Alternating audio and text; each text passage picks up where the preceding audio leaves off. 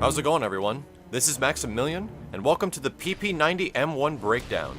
And in these breakdown videos, we cover the effectiveness of the weapon, what situations they're best used for, and some of the best loadouts you can use to maximize the potential of this gun. Now, a lot of you guys know that the PP-90M1, aka the Supersoaker, is one of the best submachine guns in the game. For a long time, it was actually my personal favorite submachine gun until I discovered the MP7 and found that to be a little bit more effective. But the PP-90 does have an advantage over the MP7 in some situations. The PP-90 does 42 points of damage, and at long range, it does 17 points of damage. For you guys that don't know, you have about 100 points of health in this game. This means that you'll be dying in 3 shots at close range, and at about 6 shots at long range. The gun holds about 36 rounds, but it has the highest rate of fire next to the PM9, so this thing shoots bullets and it shoots bullets fast. For the longest time, I was actually using a silencer with the PP-90, and then I actually adjusted myself to using the gun without it, to just using the gun absolutely naked. The reason being is that damage drop-off is very harsh. Taking 6 bullets to kill a full health opponent can be pretty frustrating in some situations. You feel like you hit them like 10 times, even though it's taking 6 shots.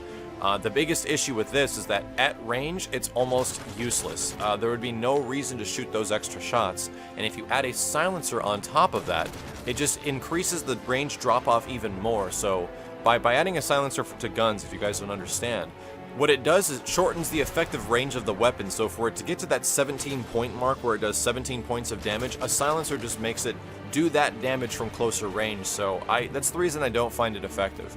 If we're going to talk about what proficiencies are best to use with the gun, I personally prefer using range on the PP-90 to extend that range.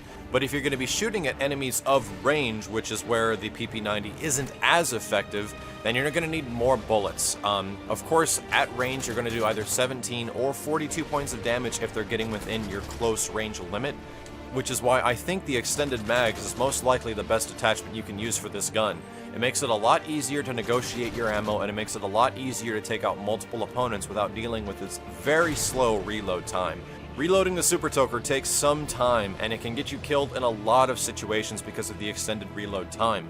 So, let's move into what you should be using for perks.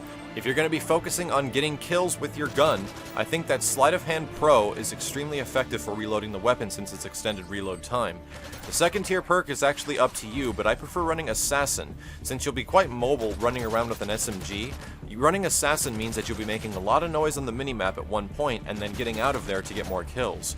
For the third perk, I actually prefer using Steady Aim Pro, so you can exit your run animation faster and shoot from the hip with a greater amount of accuracy. But in other situations, I've also found that using Stalker can be really effective, which allows you to aim down the sights and be more mobile when the gunfight happens. That saves me a lot of the time. Either one of these is a very effective setup, and now these perks are designed in a fashion to make the gun more effective, not to get you kills by other methods. So when you're using a gun like the PP-90, you're pretty much going to be getting into these situations where you're running around corners and hoping to win the gunfight. And the reason this is so effective is because a lot of maps are like this in Modern Warfare 3. They're very corner heavy, which is why you see the PP-90 a lot. Killing at 3 shots up close with a gun that has this high of a rate of fire essentially makes it more effective than most shotguns at putting people down immediately. So that's why I find it the most effective. You can be mobile, you can run around the map, and pretty much treat it like it's a shotgun out of Modern Warfare 2 since its effective range is much greater. So if you're going to be going loud and proud and not running a silencer, you actually want the enemy to come to you and just hope they don't come from your back. If you run into those firefights that are at close range, the chances are, unless they have a PP-90 as well, you should be winning most of those gunfights. But from my personal experience of using this gun a lot, let me tell you the maps that I actually prefer to use the PP-90 on. A couple of the most effective maps I've found to use this weapon are definitely Arkaden and Seatown due to the heavy amount of corners in both of these maps. But some other maps that you could also make extremely effective using the PP-90 are Dome, Bootleg, Carbon, Hard Hat, and Mission. And as most maps of Modern Warfare 3, there are parts of the map that are designed to range, and if you're using the PP-90, you're going to want to stay away from those areas the most possible.